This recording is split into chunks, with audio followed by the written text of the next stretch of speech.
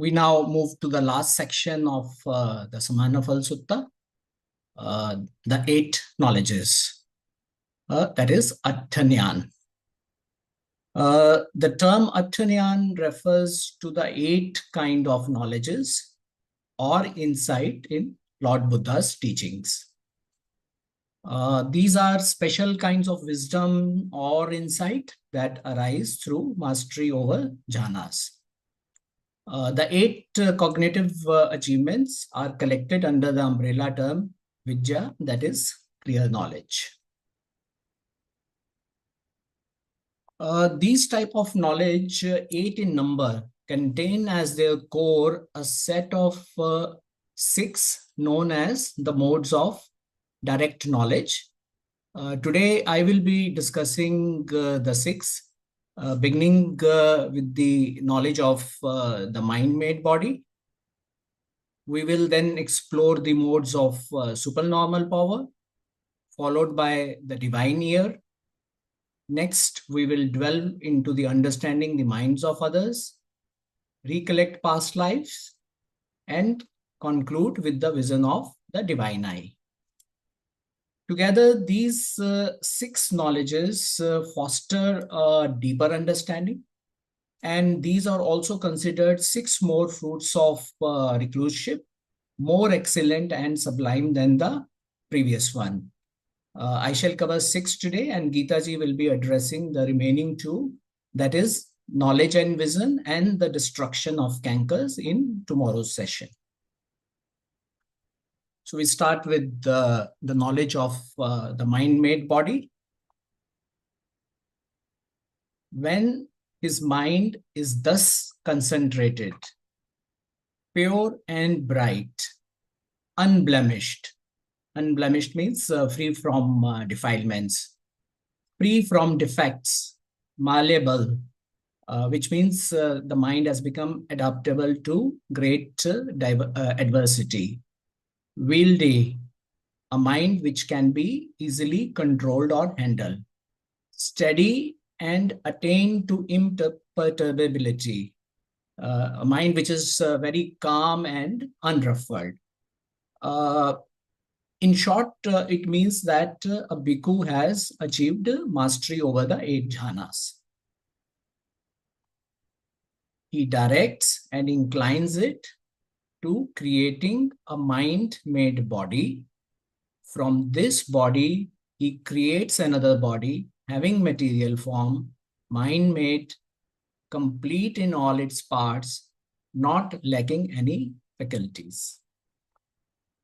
So the phrase he directs and inclines is a deliberate effort to shape one's mind in a particular direction, reflecting mastery by the bhikkhu. And the remaining phrase, mind-made body and complete in all its parts and not lacking any faculties, I shall cover in the next slide. Mind-made manomaya means produced by mind, and this is considered a supernormal power of drawing out the subtle psychic body from its gross material envelope. Not lacking any faculties means that it is not deprived of any faculties by way of figure. And if, for example, the possessor of supernormal power is white, then the form he creates will also be white. Further, it has been explained that the created form has no sensitivity to the sense object. And this statement shows that there is no life faculty, etc. in the created form. So we'll try and understand this with the help of 3 similes. And Lord Buddha has given 3 similes to help us understand the knowledge of the mind-made body. The first one is drawing out a reed from its sheath. Draw a sword out from its scabbard, and the snake pulled out from the slough. These three similes show similarity of the mind-made body to its original. So, like reed and its sheath, the sword and its scabbard, and the snake and its slough are similar. Uh, uh, the mind-made body is also similar to its original. And the easiest, I think, would be to understand with the help of the snake and its slough. That is, जो सर्प है और उसकी केचुली है. Particularly, the केचुली is absolutely the same as the original snake. This is a visible fruit of recluseship, more excellent and sublime than the previous one. We move next to the knowledge of the modes of supernormal powers. When his mind is thus concentrated, pure and bright, unblemished, free from defects, malleable, wieldy, steady, and attained to imperturbability, he directs and inclines it to the modes of supernormal power. And what are these powers? Making multiple clones of oneself. He appears and vanishes. He goes out through solid walls and mountains, etc. He dives through earth like water. He walks on water like land. Travels cross-legged through space like a bird. He touches the sun and moon with his hand. So mighty and powerful, he masters his body as far as the Brahma world. This passage describes a bhikkhu's ability to attain supernormal powers, as mentioned above. And it is said that besides Lord Buddha, Venerable Mahamoggallana was renowned for his mastery of supernormal powers. And in suttas, Venerable Anuruddha is also mentioned to have mastered some of these knowledges. And we'll try and understand this with the help of three similes again. The similes given here are that of a skilled potter, a skilled ivory worker, and a skilled goldsmith. Now, these three similes use the metaphor of a skilled craftsman, like a potter or ivory worker or a goldsmith, as they can shape their material to make the desired objects. From well-prepared clay, ivory, or gold, the bhikkhu with a focused and pure mind can achieve the supernormal powers. And again, it is said that Mahamoggallana, Lord Buddha, and Venerable Anuruddha have mastered some of these knowledges. So this is a visible fruit of recluseship, which is more excellent and sublime than the previous one. We now move to the knowledge of the divine ear. When his mind is thus concentrated, pure and bright, unblemished, free from defects, malleable, wieldy, steady, and attained to imperturbability, he directs and inclines it to the divine ear element. With the divine ear element, which is purified and surpasses the human, he hears both kinds of sound, the divine and the human, those which are distant and those which are near. So this passage describes a bhikkhu who develops the divine ear, a supernormal ability to hear sounds beyond normal human capacity. And with this ability, one can hear both divine and human sounds. And we'll study the simile also. Great king, suppose a man traveling along a highway. Now, the words chosen by Lord Buddha are precise. The safe road, that is highway, symbolizes the meditator's focused mind. So if he were to hear the sounds of kettle drum, tables, horns, cymbals, and tom-toms, and would think, this is the sound of kettle drums, this is the sound of tables, this is the sound of horns, cymbals, and tom-toms. So with a focused mind, while the clear recognition of sounds parallels the clarity gained from the divine ear ability. So just as a traveler on a safe, peaceful highway can easily identify the different sounds of instruments, like mentioned above, a bhikkhu with a calm and undisturbed mind can similarly hear and distinguish distant and nearby sounds. This too, great king, is a visible fruit of recluseship, more excellent and sublime than the previous one. The fourth one, the knowledge encompassing the mind of others. When his mind is thus concentrated, pure and bright, unblemished, free from defects, malleable, wieldy, steady, and attained to imperturbability, he directs and inclines it to the knowledge of encompassing the mind of other. He understands the minds of other beings and persons, having encompassed them with his own mind. So there are 16 states of mind which a bhikkhu with the ability to read and understand the minds of others can perceive the mental state of other beings.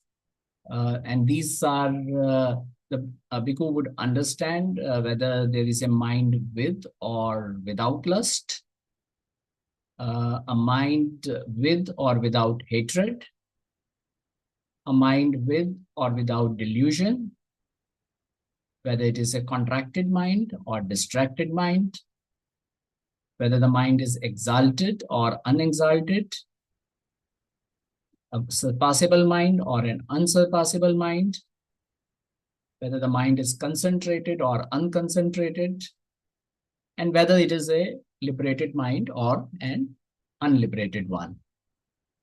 So the bhikkhu can discern it, and this knowledge allows the bhikkhu to accurately understand the inner condition of others' mind.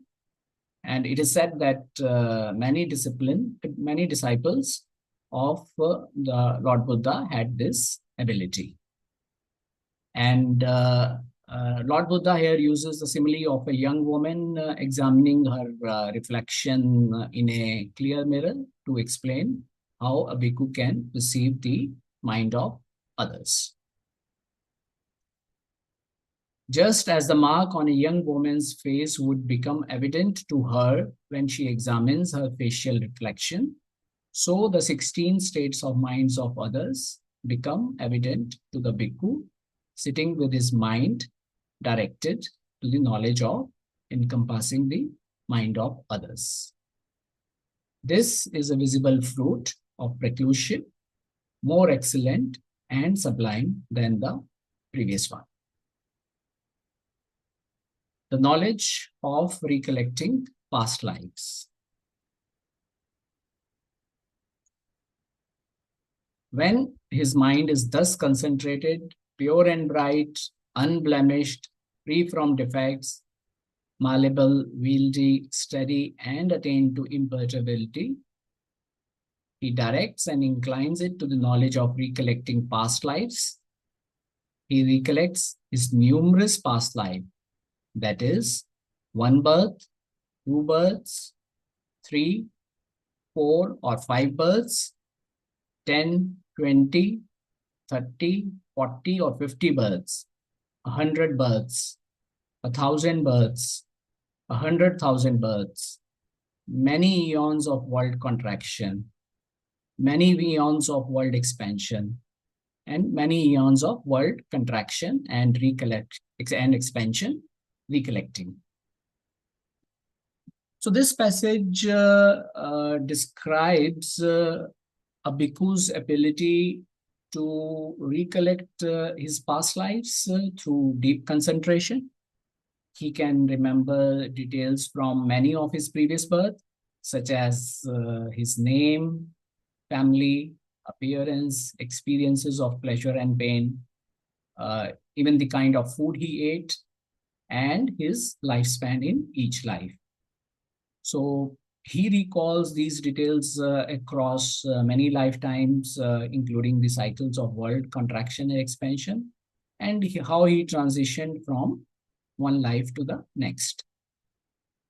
In Therigatha, we find that Venerable Isidasi sharing the story of her past life with an elder nun to relate how her past karma led to the extremely unpleasant experiences of her pre-monastic life. And her story is a powerful example of how karma shapes one's life and how spiritual practice can lead to the liberation from this cycle. Here, Lord Buddha uses a simile of a man visiting 3 different villages in a single day. Suppose a man goes to 3 different villages from his village in one day, and just as the actions done that day in the 3 villages would become clear to the person, so do the actions done in 3 existences become evident to a bhikkhu sitting with his mind directed to the knowledge of recollecting past lives. And this is a visible fruit of recluseship, more excellent and sublime than the previous one. We now move to the knowledge of the divine I. When his mind is thus concentrated, pure and bright, unblemished, free from defects, malleable, wieldy, steady, and attain to imperturbability, he directs and inclines it to the knowledge of the passing away and reappearance of beings.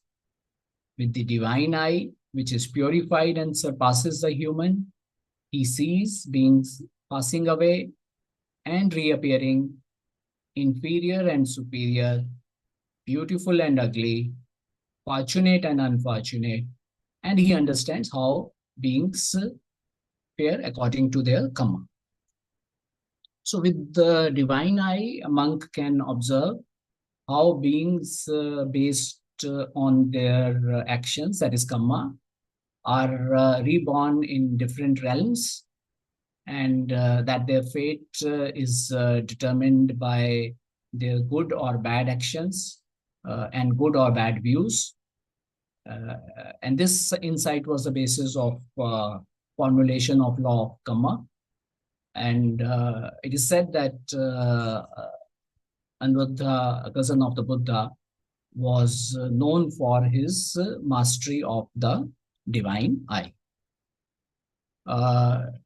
If we can see this image clearly, the person sitting here and then making these slabs fall down, and eventually representing that what goes around comes back. Now, if this is going to happen in the next life, he is not going to like it a bit, but then this is his karma, which is going to give him the fruit of the action taken in his previous existences. And that's why we keep chanting, I'm the owner of my karma. I have karma as my origin, karma as my relative, Kamma as my resort, and I will be the heir of whatever Kamma I do, good or bad. The simile used by Lord Buddha here is that of a person standing in the building, in the upper terrace of a building in a central square. And if he has got a keen sight, he would be able to see people entering the house, leaving the house, or walking along the street and sitting in the central square. And thus he would think to himself, these people, those people are entering the house, those are leaving it, and those are walking along the streets, and those are sitting in the central square. So in the same way, a bhikkhu with the divine eye can observe beings entering and leaving the cycle of rebirths, wandering through samsara, that is existence, and appearing in different realms. And he clearly understands how beings' action, kamma, good or bad, determine their fate. And this ability is a refined result of his spiritual practice. This too, great king, is a visible fruit of recluseship, more excellent and sublime than the previous one. So this brings me to the close of my final presentation in Vasa 2024. I would like to extend my heartfelt gratitude to the Sangha for giving a new member like me an opportunity to present the invaluable Dhamma. Gratitude to the Sir and Bhanteji for their guidance, support, and motivation. While the past 5 months with the Sangha have been profoundly enriching for me, while I had studied the Buddha's teaching before, it was here during Vasa 24 that through a sense of pariyatti, patipatti, and pativedan was fully revealed to me. Thank you for deepening my practice. And a key highlight for me was Gopika's story, beautifully narrated by Deepti ji, which serves as an inspiration for many household practitioners like us, showing that the path to enlightenment is open to all, and that the understanding and commitment to practice can lead to profound transformation, even amidst the demands of daily life. Perhaps we as householders get more situations to deepen our practice. And I would like to share one quote before I end my today's presentation. This quote is from Shantideva, the 8th century Buddhist monk, poet, and philosopher. He says, take advantage of this human boat, free yourself from sorrow's mighty stream. This vessel may be later hard to find. If I do not strive now, when will I have another chance? So Geeta ji will conclude this wonderful sutta tomorrow. Any question, comments, or observations on today's presentation? We are happy to discuss. Thank you.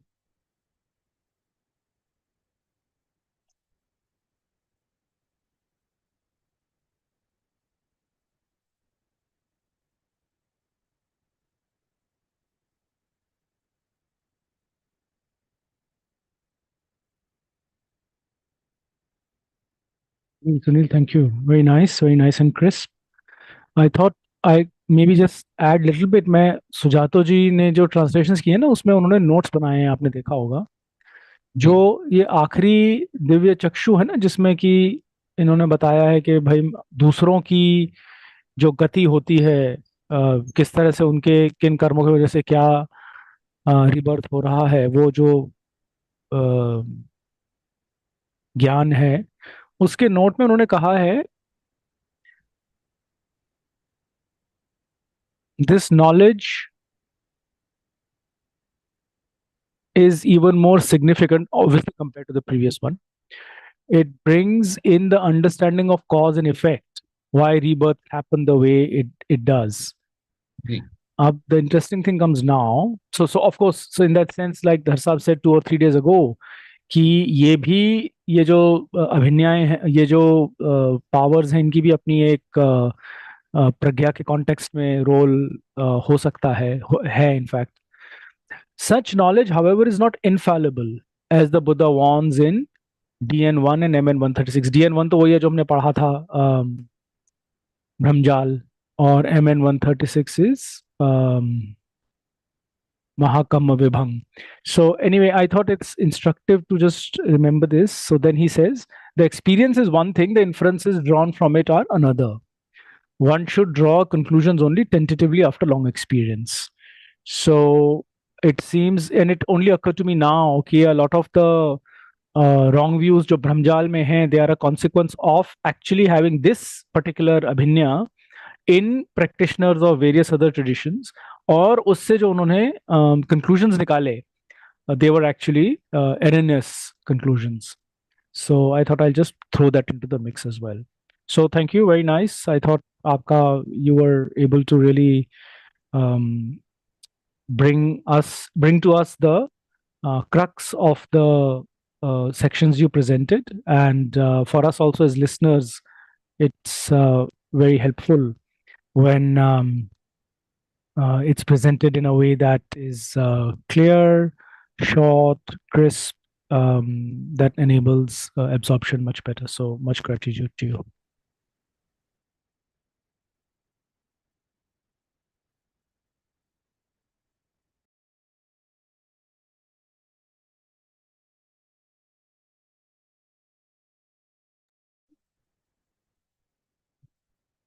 प्रश्न है तो पूछ लीजिए, नहीं तो हम ध्यान करते हैं, उसके उपरांत भी आप पूछ सकते हैं.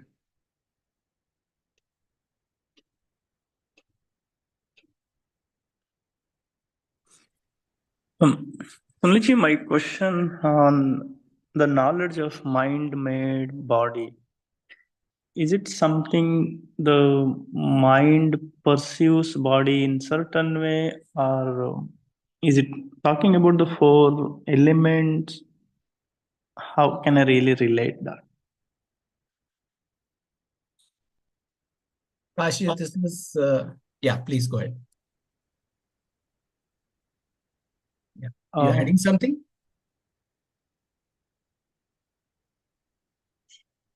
Did you want me to repeat my question? No. I thought you want to add something more to your question. No, for my understanding about the knowledge of mind-made body, here Buddha talks about it is an individual, our perception of the experience we shape, our understanding about the mind and body is talking about here.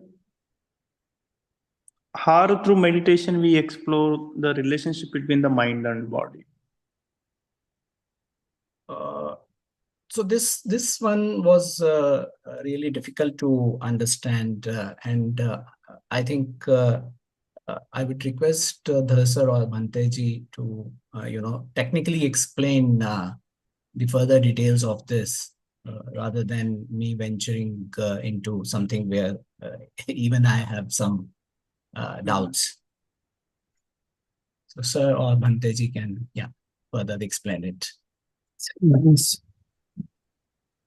There's not much clarity available. It's not about teaching or about instructing body-mind relationship. It has nothing to do with that. It is a creation of an object, creation of a, we hear in many suttas that Buddha said his radiance to that person. So he could see as if Buddha is standing in front of him. So there's a mind-made body created by which the person is able to feel. Just as there is that concept in Indian culture of Devi ka darshan hua. It's actually a mind-made body which is projected there. Of course, these whether it is projected from some devata and made appear there, or as a result of the projection of the meditator, we can't be sure. But what this power says is that a very good meditator has that ability to project out his image outside his body. It's like, I mean, the nearest example I could think of was like a hologram. You remember it was tried out in long back in one of the political rallies. A person projected his hologram because he had to give talks at many rallies. He projected his hologram at different places, and the sounds were transmitted in another mechanism, was another transmission of sound. Hologram was not speaking, but since it is a replica of this person, it gives a feeling that the person is speaking in front of you, because the physical form is of the same kind as the form of the person. So this is the nearest example I can think of in the modern context of what is a mind-made body. There are examples of various devas appearing before people as if they can see them, but they are all essentially mind-made bodies created by the devas for the person to feel assured that the person's requests or pleas are being heard. That side of a thing. And this is reported by many devotees in our country, that he or she saw the form of the divine, whichever way he or she had been meditating. There are many examples extant in our devotional literature. So how this will lead us taking out of our suffering or moving It's not meant for that. Please understand. Okay. These are not meant for that. Okay. These 6 abhiññās are knowledges. Not everything is meant for that. Only the first and the last knowledge, which Gita will talk about, they are the ones which lead to freedom from suffering.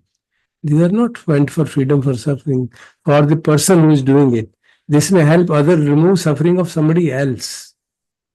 Imagine a devotee who's extremely keen on observing a deity, and the deity has the power to project himself or herself before him.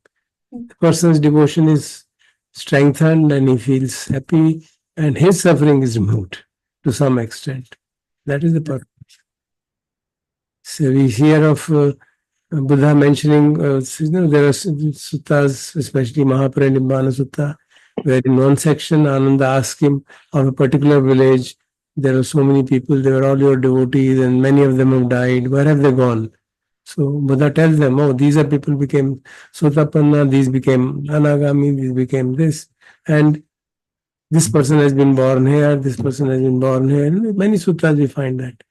Why is he telling him? So that the person who is missing this relative feels happy and feels assured. That's it. And we have the example of King Prasenjit coming to Buddha after his queen dies and he's deeply anguished. And Buddha postpones replying to his question, where is my wife gone, by 7 days. And after 7 days, he tells him, she is now in the Tushitar Loka, whatever Loka.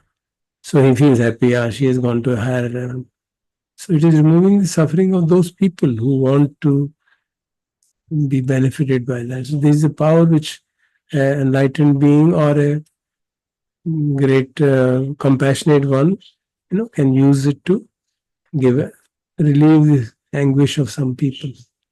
So that's how I look at it. When you see in various traditions, you see Bodhisattva appearing before some people, consoling them or giving them advice and so on. Of course, when it is giving advice, then it is not just a mind-made body, but a clone of oneself, which one creates. That's a much higher power, which he mentioned, Sunilji mentioned in the Idis.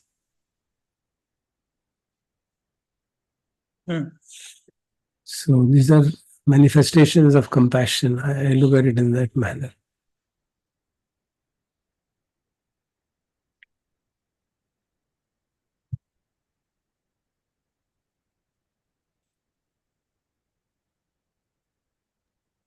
The Buddha uses his iddhi to bring sense to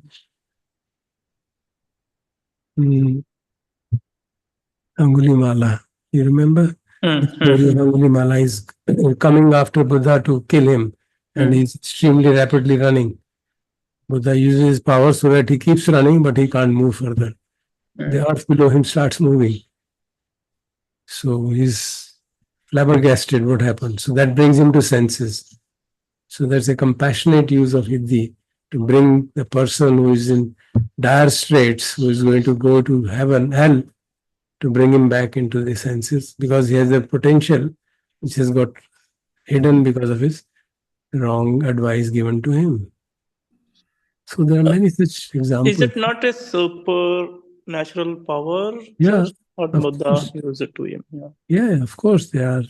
They are also called, 6 of them are also called Abhiññās. In at other places they are called Abhiññās.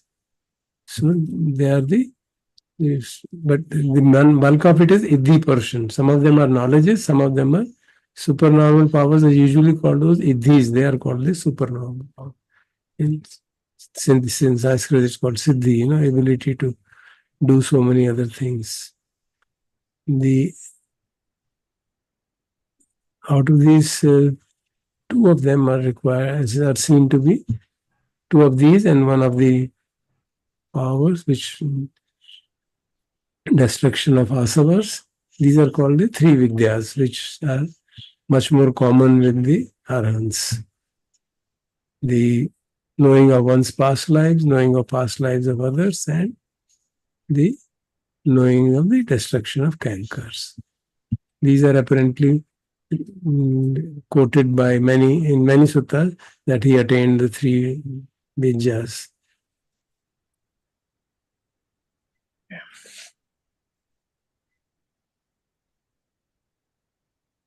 So I was trying to relate like this, sir, for knowledge of mind-made body. Through a deeper meditation, one cultivates some kind of awareness. No, it's not. It has nothing to do with that. No, okay.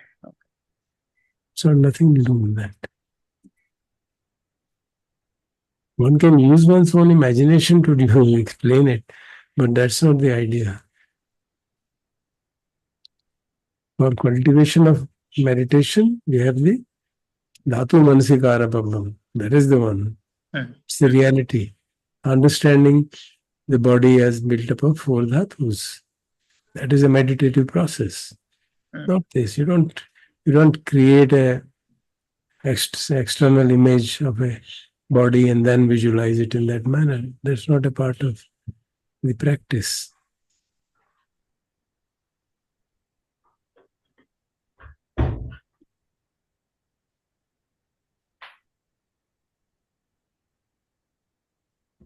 जी दीपक जी, आप अपना प्रश्न पूछ लें. If I have understood correctly, these powers are available to those who are liberated and also to few of those who are not liberated. Yes. It has been mentioned that these powers include the power of reading others' mind and ascertain whether other person is liberated or not liberated. No, not necessarily. I see. Because it is mentioned here. Not necessarily. Yeah, of course. It is very well known. The powers of getting liberated are 2 other powers which will be taught, which will be discussed tomorrow and maybe later. Okay. These are not the powers which liberate a person. These are the powers obtained out of deep samadhi, 8 jhanas. Okay. And these are displayed by many people we know in the history, in our country, abroad, all over the world. There have been mystics who have various so-called supernormal powers developed by samadhi. And they can be used and misused. That's the problem. They can be used compassionately to help relieve others' suffering or to give them some help. but also misused, as was misused by Devadatta. Classic example.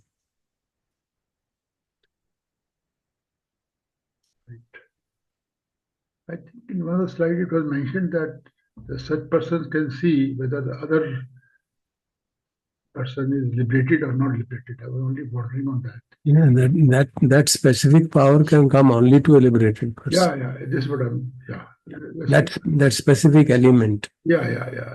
But there are other things. Person has greed or not greed, lust or not lust, concentration or not concentration. That's a correct perception. Yeah, I understand. I got the point. Thank you. Thank you.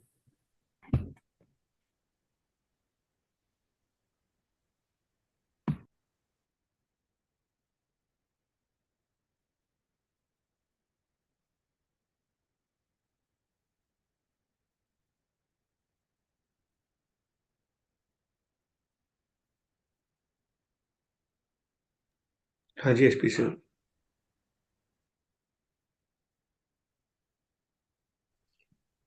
तो अभी जो discussion हो रही थी उसमें powers to read the mind की बात हो रही थी, तो जो सुनील जी ने प्रेजेंट किया उसमें था things like whether the mind is exalted or unexalted, whether the mind is surpassable or unsurpassable. इनका मतलब समझना चाहता था। एग्जॉल्टेड का तो फिर भी समझ में आता है, surpassable is a word that comes in many places. मुझे वो उसकी क्लैरिटी नहीं है। Thought I check up on that. That was one question. The second question is, are this powers part of the 10 balas that a Buddha supposed to have? मुझे वो clarity भी नहीं है। Are there something different, are this part of the 10 balas?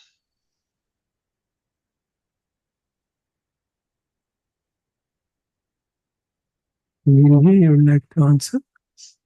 I think so. आप ही clarify कर रहे हैं.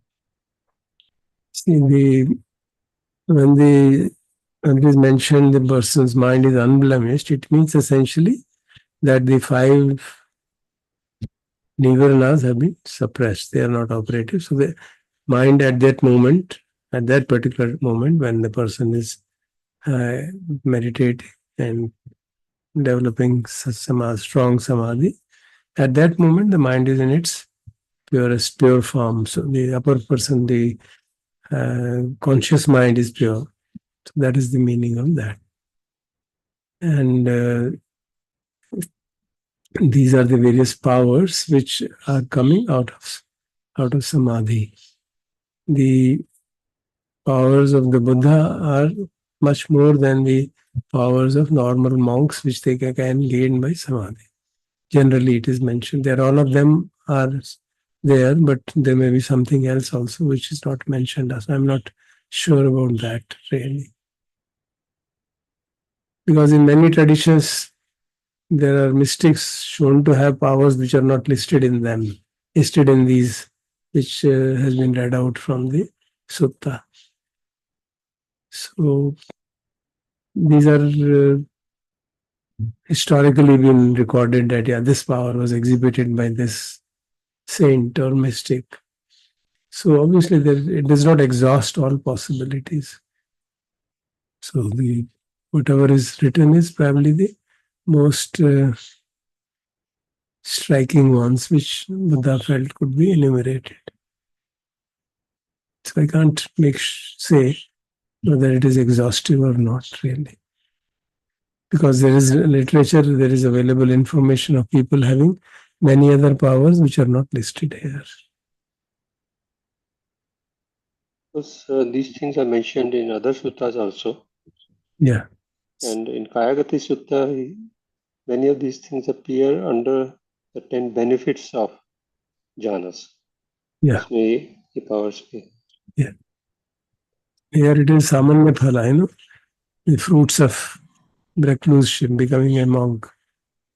Assuming that the monk is developing all those jhanas, and therefore they are effectively fruits of practicing jhanas, this samahit chitta, to the highest extent. जी right Deepti आप पूछ लीजिए then अपना जी मेरे को ना लास्ट के जो दो स्पिरिचुअल पावर्स थी उसमें थोड़ा सा मतलब बहुत क्लैरिटी नहीं आ रही है मुझे और I am trying to really make a distinction between the last two. One was about having the ability to see past lives, and the second was seeing the transition from one life to the other.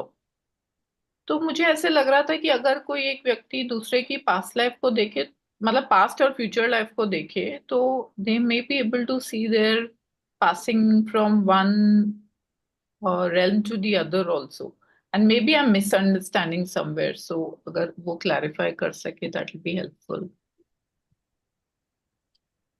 So, Dipti ji, the second last was the knowledge of recollecting past lives.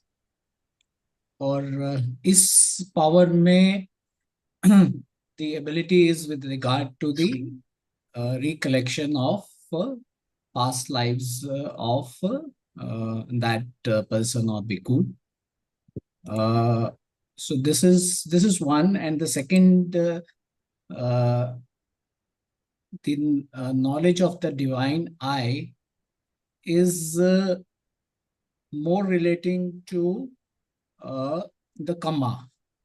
That once a bhikkhu has gained the vision of divine I, he directs and inclines with an intention to see how the beings pass away and reappear in different realms due to their karma.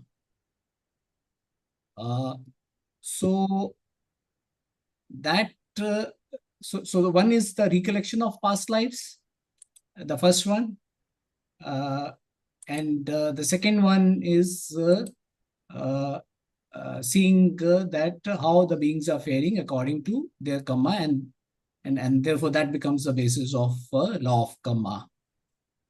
Like Isi Dasi story, sorry to interrupt, but जो आपने Isi Dasi का example दिया, I thought that was kind of overlapping on the two because she is able to see her past lives and then also potentially we used it as a karma example that she is able to see कि मैंने ये कर्म अपने पूर्व जन्म में किया तो उसके वजह से next life मेरी ऐसी हुई and so on.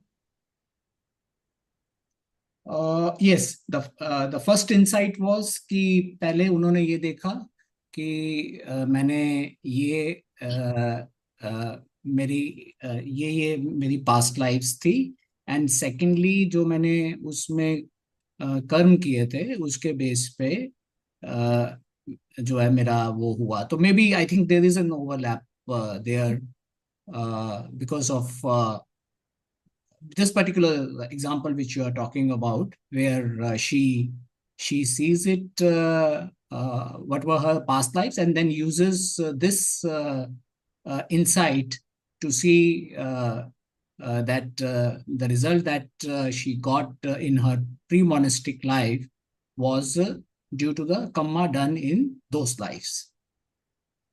So I think that's this thing. If sir would like to add anything, or you think this clarify? After these two, the first one pertains to Ubbe Nivasanusati, my past lives. Okay. Where I was born earlier and so on. But the reflection is not, the analysis is not so deep as to figure out the karma principle. And the last one is when, that is why it's called clairvoyance, divine eye. Is able to see for others also, other people are born and die and born, what was the karma they did at the last moment and how did they get born in the new realm. So the complete process of death and rebirth is being understood thoroughly, including the action of karma. So when this last insight, last of these knowledges is developed, this he can extend to himself as well as to others. So primary differences with respect to the ability to see the karma. In the first case, that ability is not there. There is only the knowledge of past lives. That is the difference.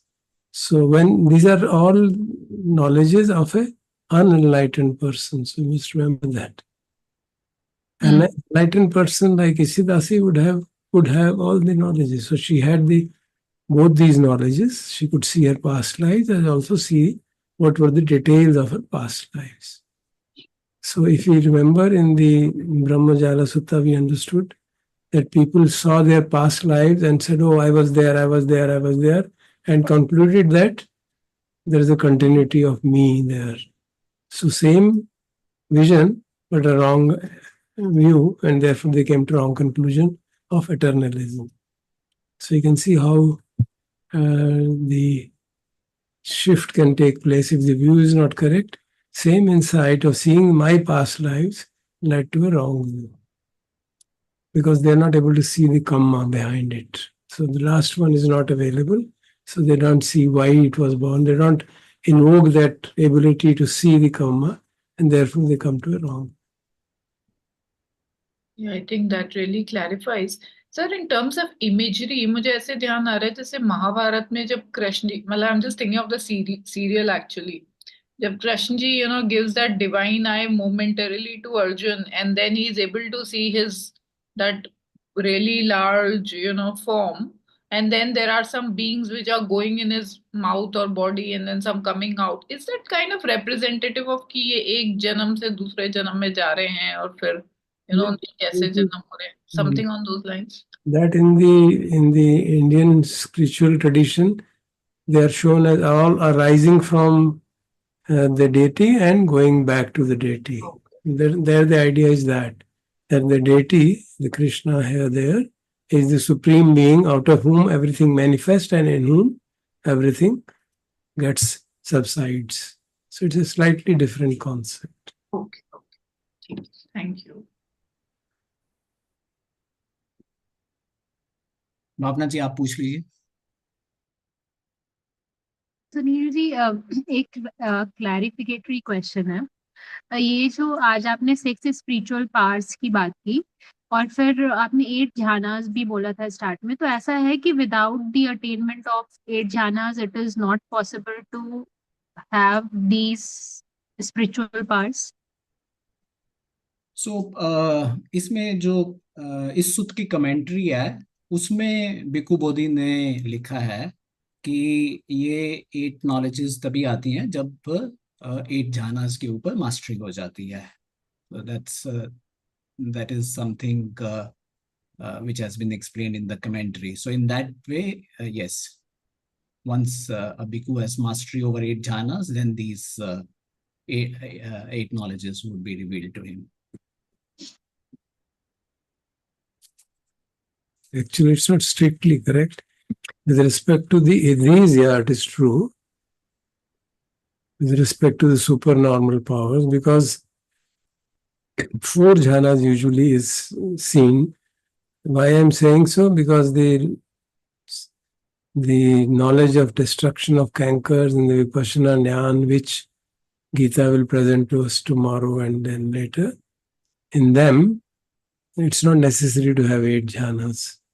So the highest of these qualities is possible without 8 jhanas, and therefore that statement may be applicable only to the supernormal powers of Idhi and others, not to the Vipassana Jnana and the Asavakaya Jnana, which are the ones which cause liberation to take place.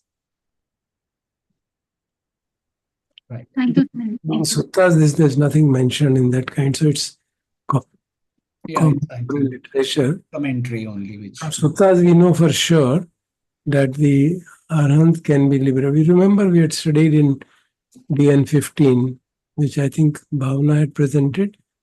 Planes of there are types of fully liberated beings, isn't it?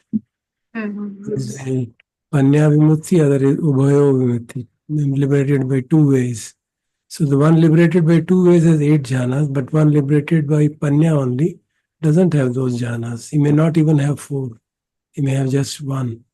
But he will get liberated in the sense that he will be able to experience Asavakaya Jnana, which is the ultimate, highest fruit of the practice. So on that basis, we can easily see the the caveat on that statement. Right, sir. Thank you.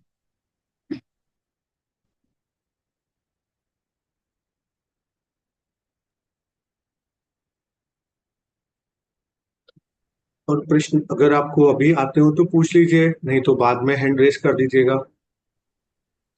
एक छोटा सा मुझे याद आ रहा है sir कि ये जो नोबल सर्च वाला सुत्ता है उसका नाम याद नहीं आ रहा मुझे।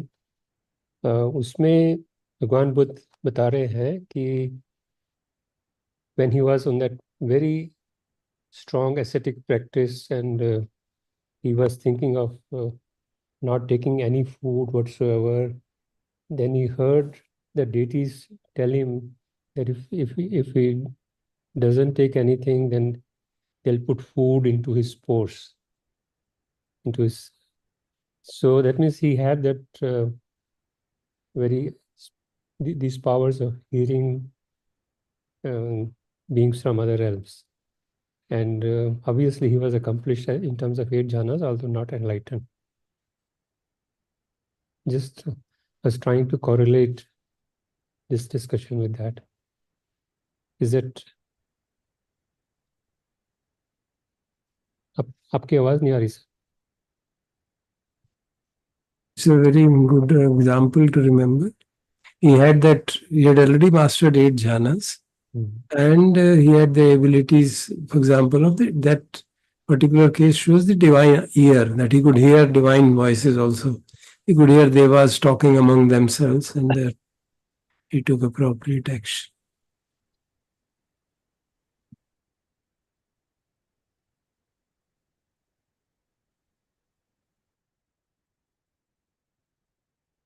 In the morning, the question was about the mind-weight body, and I had been wondering especially what use will that mind-weight body be, which is of the shape of the body but not directly able to have life force in it, in the sense of being able to have sensory interactions.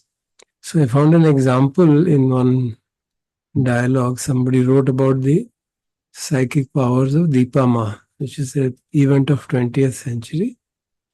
And we know all, because there are records available written by authoritative people like Goldstein, that she had all the psychic powers which Sunilji mentioned about Iddhi, all those Iddhis she had. And then she mentioned that the writer mentioned that she had the ability to create a manomaya kaya. And when she would walk in dark in Indian streets, she would create a manomaya kaya along with her so that others feel that she is not alone. So I could see that possibility of a use of that power by that great lady. I thought I'd share with you. So is that the mind-made body, sir? Because I read this book also. Yeah, that I read that anecdote given in the. Okay. Yeah, thank you. Sorry. Sorry. So this divine ear, is it something even they can hear other language? Is the hearing? Sir, आप mute हो गए. Yeah, it won't matter, because the way devas used to come and talk to Buddha must be in a different way. It's more like mental communication rather than verbal. Because devas and all that, he would go to, he went to Tushit Devlok, he went to Brahmalok to talk to Bhag Brahma. So obviously they have a different mode of communication, which is accessible to a person like Buddha or Moggallana, because they have that divine ear ability. My another question, sir. Sorry, Dipti ji, this is the last question.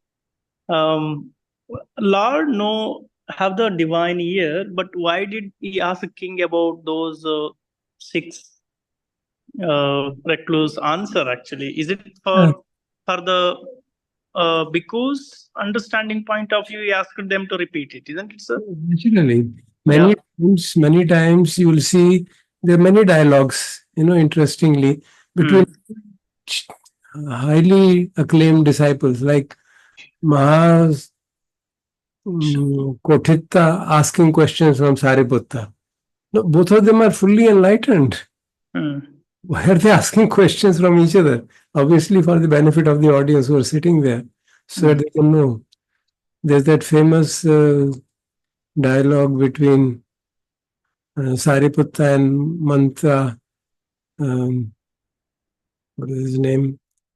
Who was a recently acquired liberation within short period.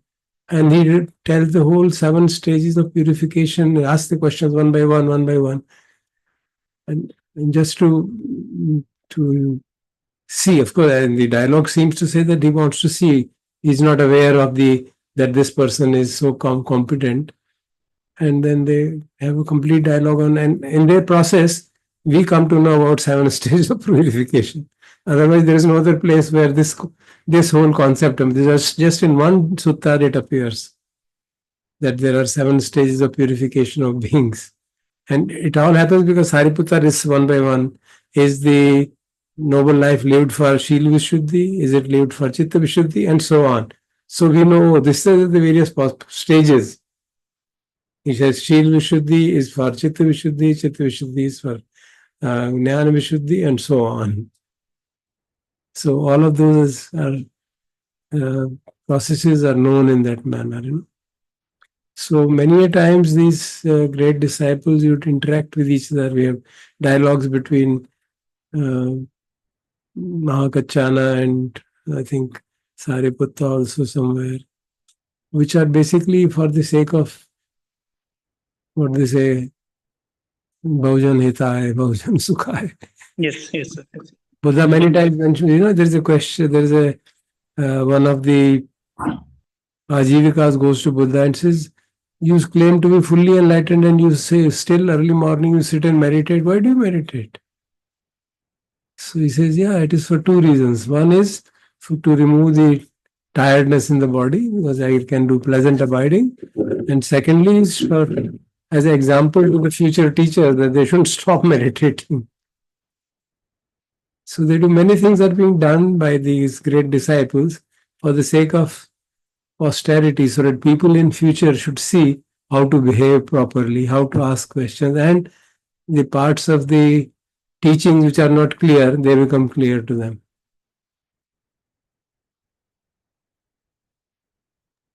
Thank you, sir. Thank you. Another small, sorry, Deepti ji. No, please, you sorry, continue. No, I will be.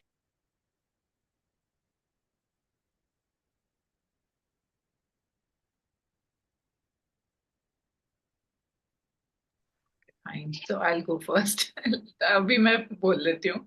Sir, वो जो दीपा माँ वाला example आप use कर रहे थे ना, so it also reminded me sometimes again it might just be in popular cinema and serials that sometimes we see कि एक demon होता है फिर they'll multiply themselves multiple times and that the multiplication is also able to act, but ultimately the killing only happens when the original one is killed.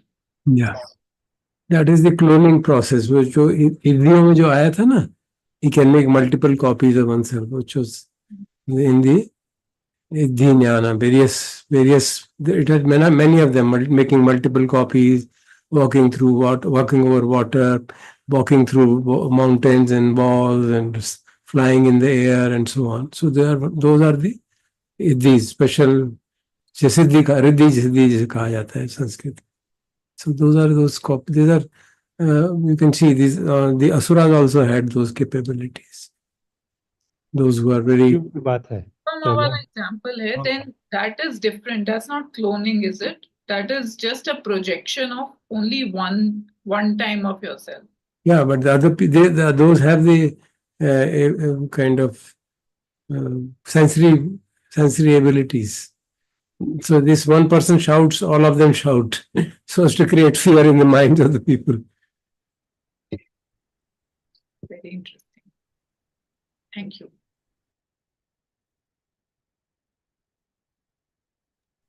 Even Deepama was cooking without a fire, sir. That's what I read in that book, isn't it, sir? I've not read that book in full detail. You have kindly send the link to that. I have scanned it, sir. There was a book available in Bodhi Society. I have scanned in my mobile. I will find it and send it to all, sir. Okay, that'll be good to read it. I Yes. found it I was just looking for this Manomaya Kaya discussion. So in Sutta Central, there were discussions, and then somebody had mentioned this example. I thought I will share with my Yeah. friends. That's it. Because in the morning, we're wondering what good will it be when that Kaya doesn't have the ability to interact with the external world, and it doesn't have the active senses. But I could see, there is a possibility of an ability. Yes. Yeah, to create a kind of illusion for the rest of the world so that they don't create difficulties. Sure, sir. I'll find it and send it to us. Another small thing, sir. Ji. I remember having read quite some time back a biography of Buddha by Swami Vivekananda, very short biography in one of his collected works somewhere. And of course, he was very appreciative of Buddha's teachings and things. But somehow the impression that I got was that he regarded his teachings and his philosophy and everything more or less the same thing as that of the Vedic and Upanishad thought. He said basically he's teaching the same thing as this. Yeah, There's that's nothing different. That's what I read distinctly from him. yeah, they all, Is that he didn't go deep enough into the Buddha's teachings. that's true. Yeah, they had most of the Vedic commentators have had a superficial view about the teachings. At the present, we have distinguished Vedantic monk Swami Sarvapriyananda, but he has chosen to study the Mahayana form of Buddhism, Tibetan Buddhism, in which the concept of bodhicitta comes up, which is akin to the Brahman of Nibbana, of the Vedanta. So that he feels very comfortable in, and tries to bring out the similarity between Buddha's teachings and Vedanta.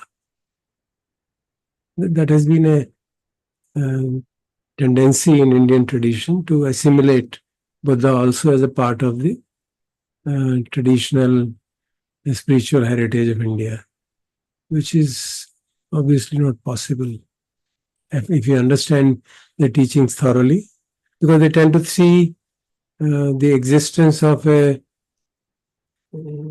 unconditioned consciousness as same thing as the other side of the emptiness. They see these are two same concept. One side is emptiness, other side is infinite consciousness. But Buddha's teachings are absolutely clear.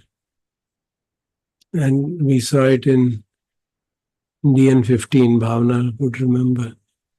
Consciousness cannot exist without Namarupa. Vijnana Bachya Namarupa, Namarupa Bachya Vijnana.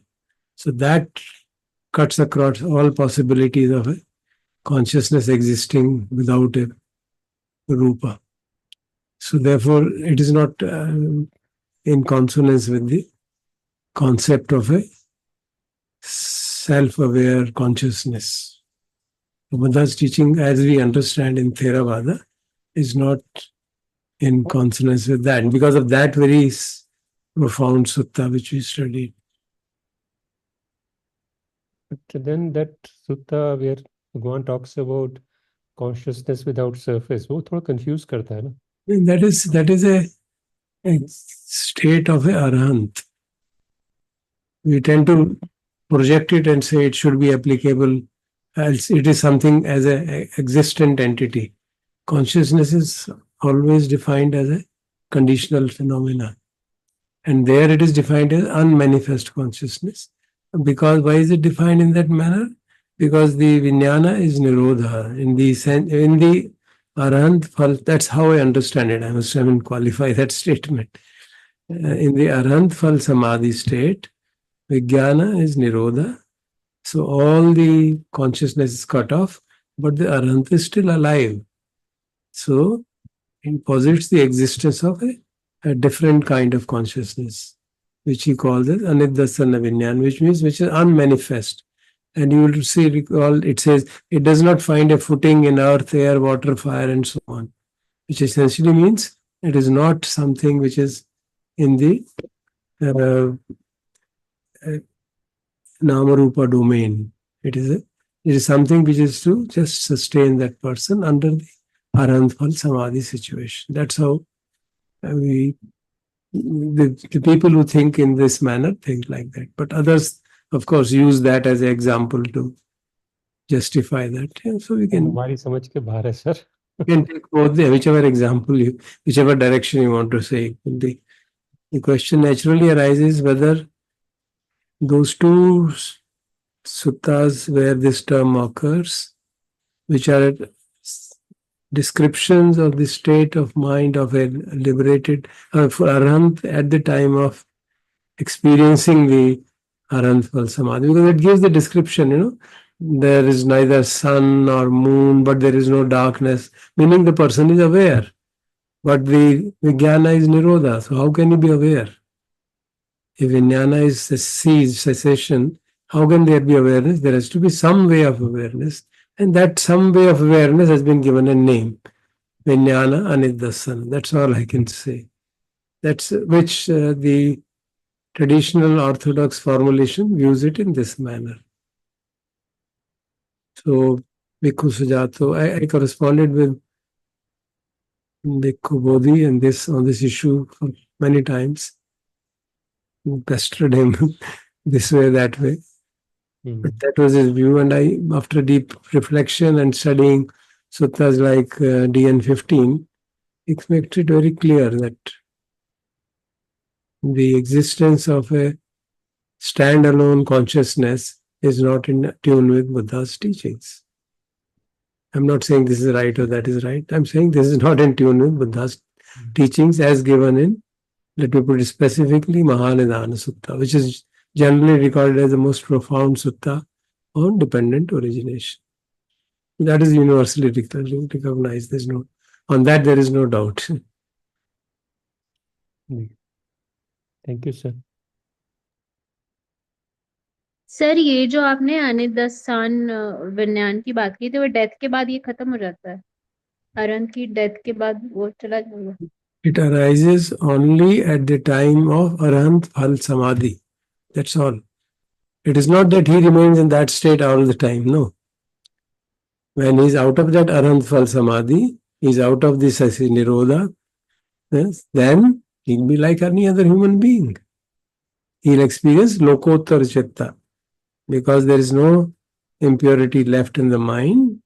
So he's experiencing Lokottar Chitta, the category of Chitta which is the Nibbanic Chitta, the Chitta of a pure mind, which is Vijnana and the 7 universal factors. Finished. No defilement or wholesome or unwholesome Chitta in that sense. Because no action, and it's called a functional Chitta. There's no karma created by Arhant after his full liberation. So that is categorized as Lokottar Chitta and functional Chitta. Functional means it makes him function because there is still, the life sankhara is still there, so he has to continue to work, and therefore that Chitta operates in a kind of that kind of a state. There's just no involvement or no penetration of the feelings into the mind.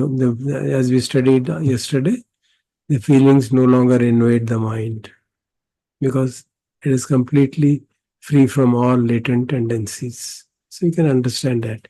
If there's no latent tendency left, there's no possibility of craving, aversion, or anything like that arising. Because of the purity of mind, it always abides in Brahma Vihara. So those qualities become the driving force of action.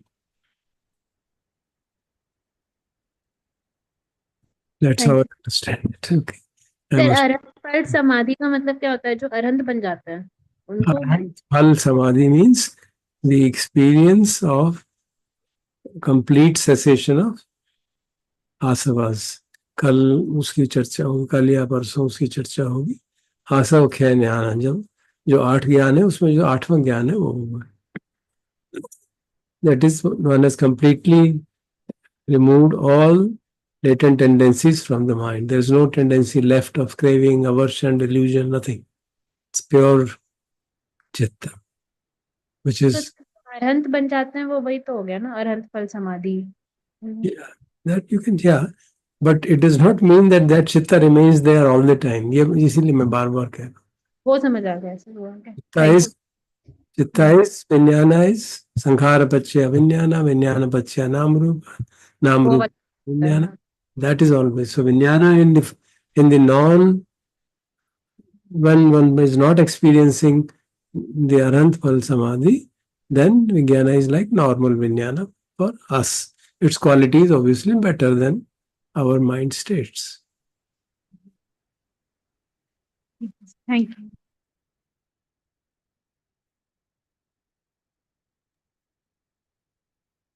हाँ जी, दीपक जी।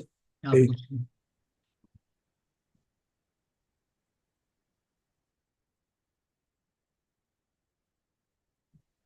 थोड़ा backward ले जाने की इजाजत मांगता हूँ। जो हमारा राम मंदिर बना है अयोध्या में, उसमें जो भगवान राम की मूर्ति है उसके अराउंड विष्णु भगवान के भी कई अवतार दिखाए गए हैं। उनमें से भगवान बुद्ध को भी दिखाया गया है। हम ऐसा माना जाता है हमारे ट्रेडिशन में कि वो बुद्ध भी भगवान विष्णु का ही अवतार थे।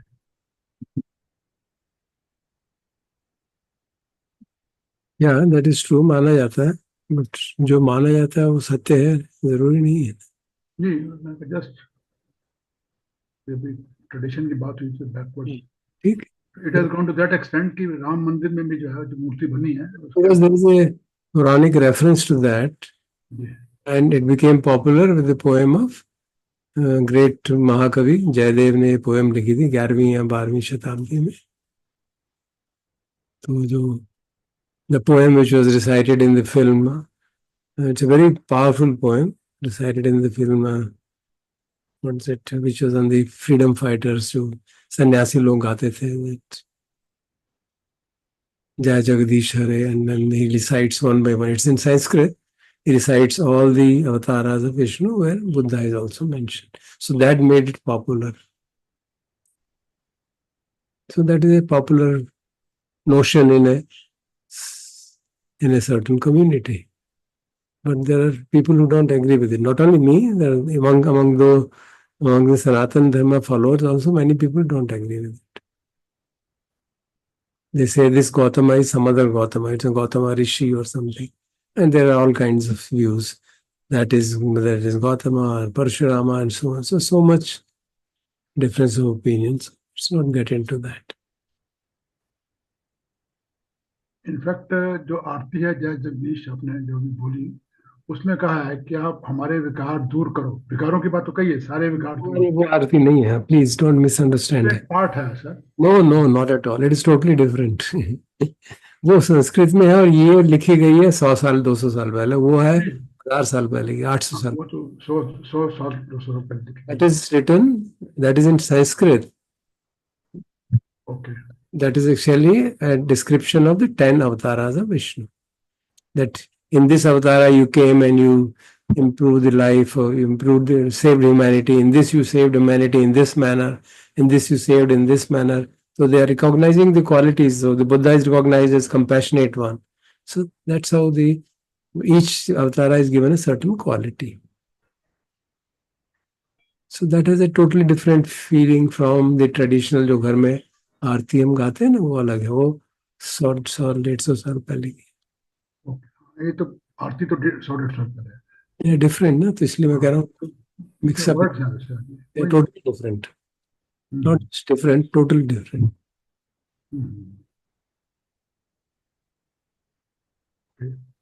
So in terms of Buddha's teaching, how should we understand the these deities, Vishnu and his avatars. Yeah, they are beings of higher realms. I have my own. Also, Thanks to this. I mean, they don't always exist. They existed at one time. And Yeah. Are these again upadhis, or are they simply individuals? They're beings, yeah, they're individuals.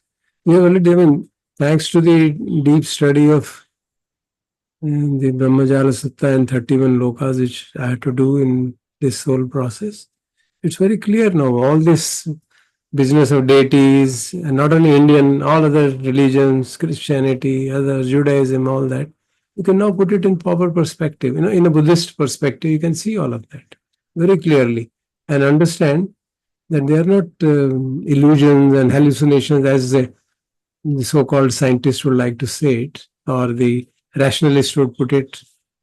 They are figments of imagination. No, they're not.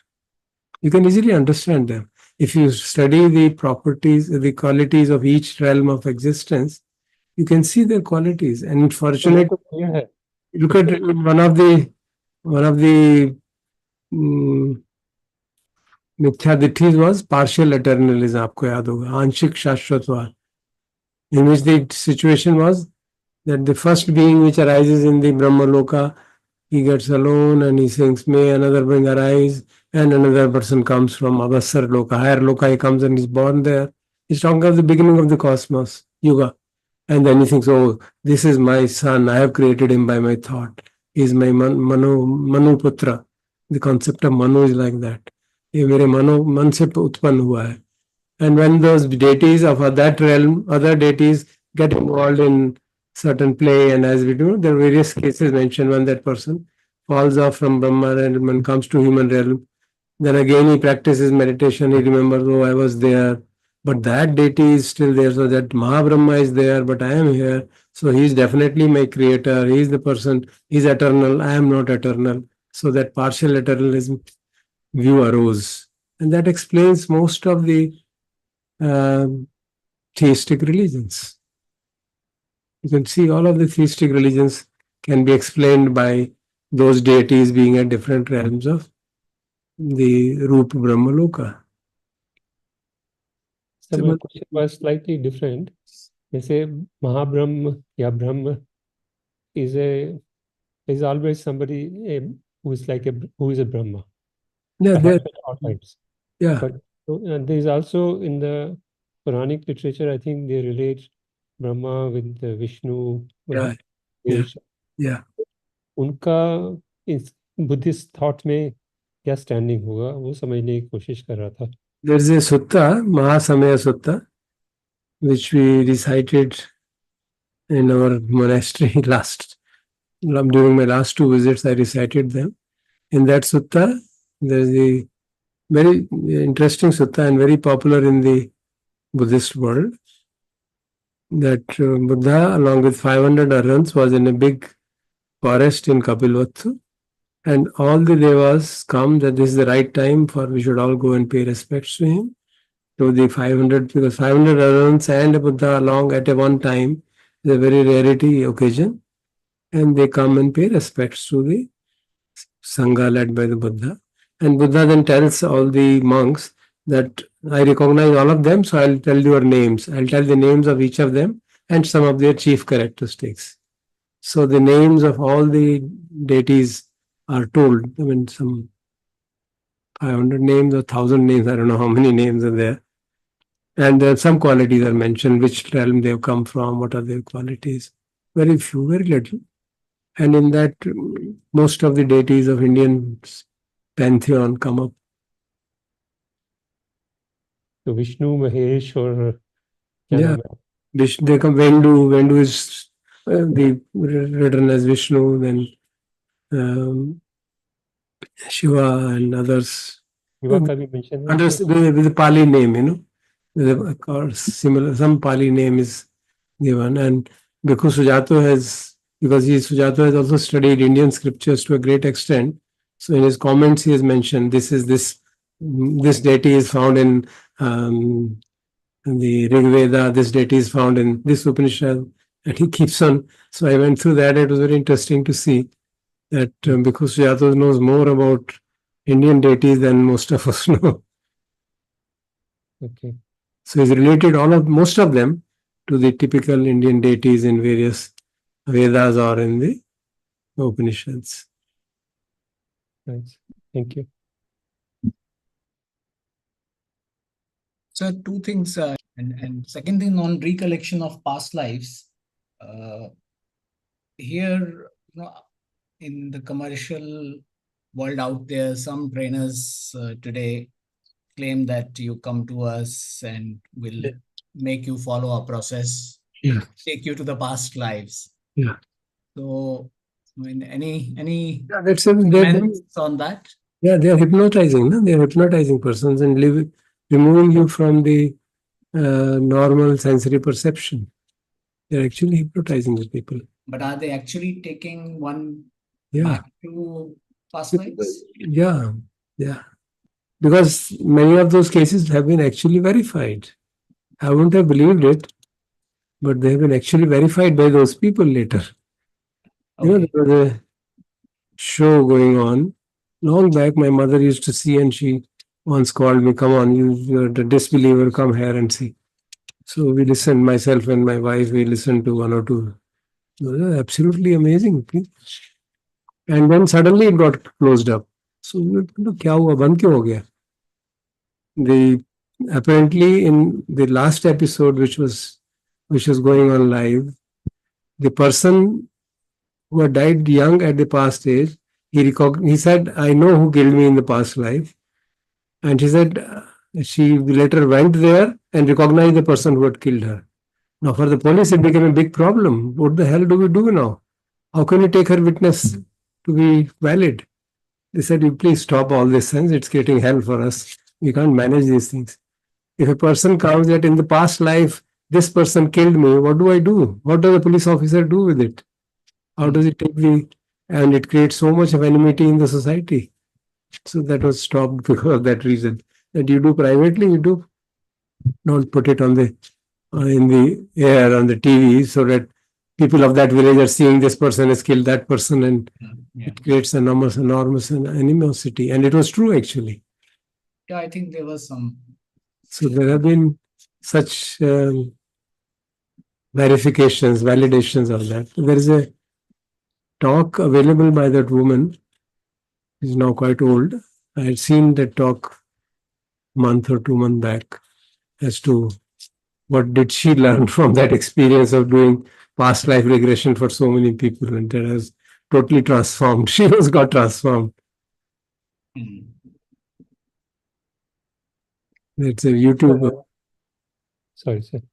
I remember having starting to read a novel written by a psychiatrist who started to describe, who hypnotized, I mean, in terms of curing one of our patients or taking care of one of our patients, his patients, he hypnotized her to her previous lives. And he found that apparently they had come together in many previous lives. And somehow it looked very fantastic to me at the time I was reading, so I left the book halfway. I didn't read it fully. It looked too fantastic to me at that time. Yes. Maybe he claimed that it is based on facts, but somehow I didn't believe it at that time. In the University of Virginia in USA, they have full department of, they call it parapsychology or something, where they have properly case studies built, more than 1,000 case studies of people who remembered their past lives, and they have been verified by the people going there and meeting the past life persons, taking this person there and cross-checking that what he's saying is true. So in this book, they go back to many such past lives. Yeah. Which was kind of fantastic. Mm-hmm.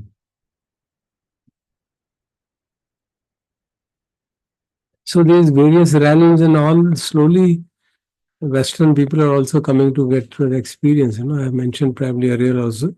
There was a neurosurgeon, Dr. Eben Alexander. He's still alive, of course. He had a near-death experience. I mean, he was declared almost dead with complete meningitis had destroyed his brain. So it was just, I mean, being a neurosurgeon, he knew there's no chance I can recover. But somehow, something was there which his consciousness apparently went into another realm. He acquired another form, another form, and that he was taken to apparently to what he called as the heaven. And he has written a book, Proof of Heaven, now, which is available on Amazon. And he was there for a long time. Normally, these near-death experiences last few hours, but in this case, lasted few days. And there he met his sister, who had died long back. He didn't even know that she was his sister, because he later mentions in this talk that I came to know later that I was actually adopted by a family who reared me up and brought me as a neurosurgeon, while my actual sister was somewhere else. And she recognized him when he was in the heaven. And he says she kept on looking at me fondly, and I couldn't see, why is this fairy trying to look at me constantly? And probably when she communicated to him, and then he went back, when he finally re-entered the body, everything, all disease had disappeared by that time, and everything was fine, and he became completely normal. And then within a month or so, it took him to come back to senses as to what happened to me.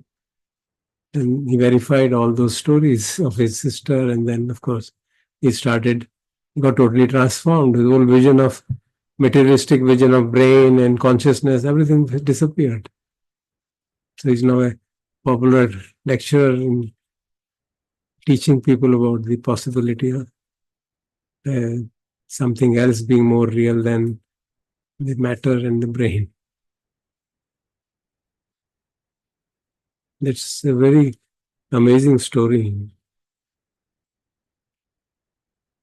So the realms he describes the realm, he also describes, told somebody, because being a Christian, he has the idea there is heaven, there is some hell also.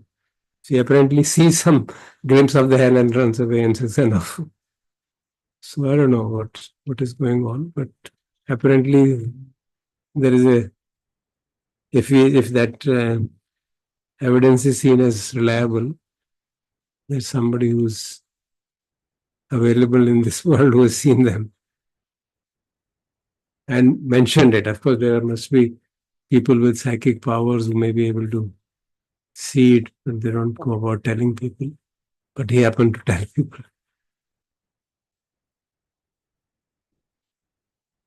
So this whole study of Abhiññās Sutta and the 31 realms has opened our vistas on that possibility. So Ramakrishna Paramahamsa speaking to Durga Mata, we read in the book.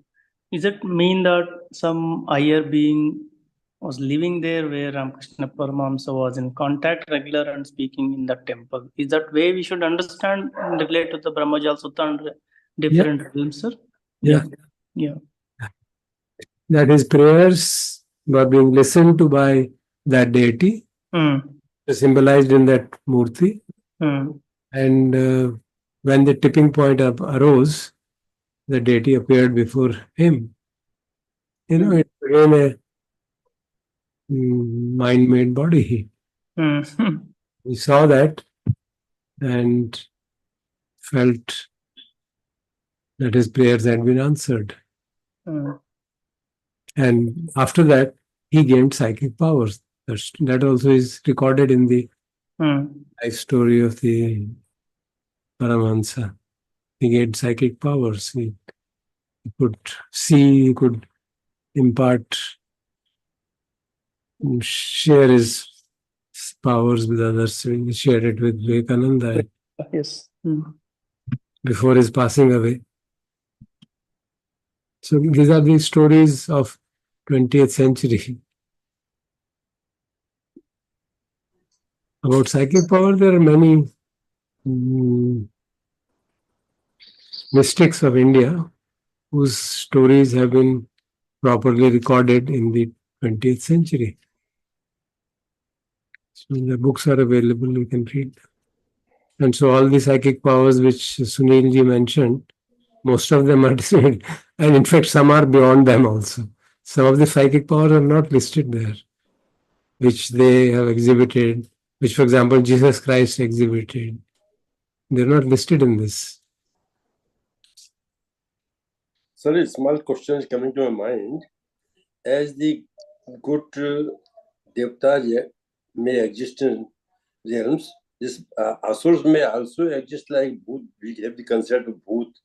Persons have not Bhoot dekha hai. It means they can also exist. Yeah, of course, of course. In suttas, we hear about Mahamoggallana seeing Petas burning, Peta burning around and going around in the sky. He's able to see, but the monk going along with him can't figure out why he's smiling. So he tells him, wait, we'll go to Buddha and then I'll tell you. So then he tells Buddha, I saw this. And Buddha says, yeah, I also saw it, but I didn't say anything because nobody will understand. Since you are mentioning it, I can now tell you why is he in that state. So he's able to use that sixth power which Sunilji mentioned to tell this Peta is in this state because this is what he had done in some past life, of which the result was this. So we have that story. I mean, that's a part of a sutta, actually. It means existing of this Petatma exists in Buddha literature. Existing of various realms is there. Yeah, that's good. Thank you, sir. Thank you.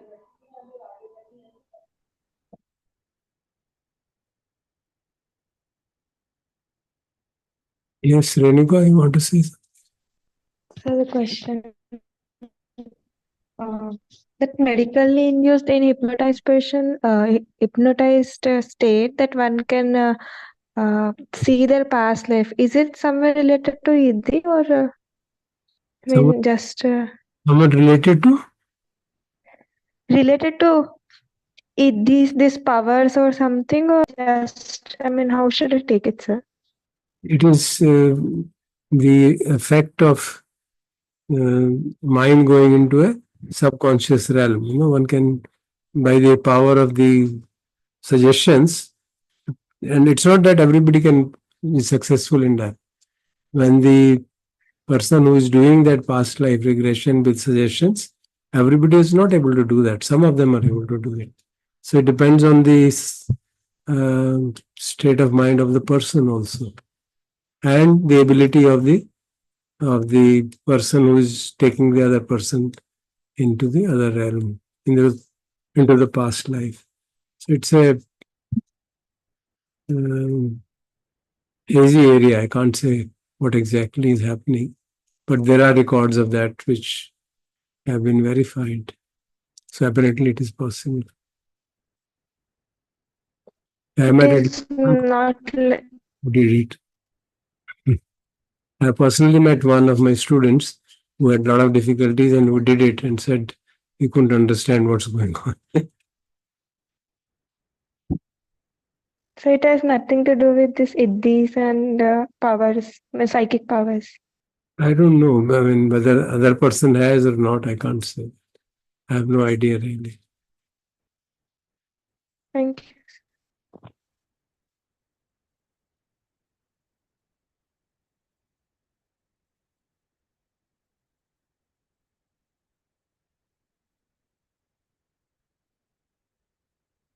Okay, enough. So thank you, Sunil.